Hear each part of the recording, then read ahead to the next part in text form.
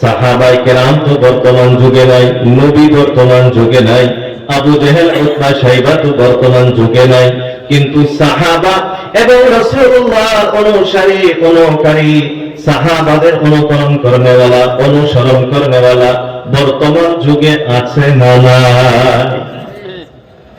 এরা আল্লাহর গোলাম সাহাবায়ে কেরাম রাসূলুল্লাহ সাল্লাল্লাহু আলাইহি ওয়াসাল্লামের অনুসারী যেমন ভাবে বর্তমান যুগে আছে, ঠিক তেমনি ভাবে আবু জেহেল উতবা শাইবার অনুসারীরাও বর্তমান যুগে আছে।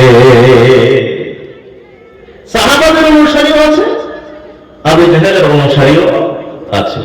তো সাহাবাদের মিশন বর্তমানেও চলতেছে, ওদেরকে নসিহত করতে থাকো, মানুষকে বোঝাও, মানুষকে হেদায়েতের দিকে ডাকো। এদিকে আবু জেহেলের মিশনও কাজ করতেছে, লা তাসমাউ লিহাদাল কোরআন, কোরআনের জলসা শুনবা না। এখন যারা কোরআনের কথা শুনবে তারা সাহাবার দলের লোক, আর যারা কোরআনের জলসা শুনবে না এরা হলো আবু জেহেলের দলের লোক। এখন আমি আপনি নিজেকে প্রশ্ন করতে হবে, আমি কোন দলে থাকতে চাই? যদি আমি সাহাবাদের দলে থাকতে চাই, রাসূলুল্লাহর দলে থাকতে চাই, তাহলে আমাকে দিনী জলসা শুনতে হবে, দরকার আছে।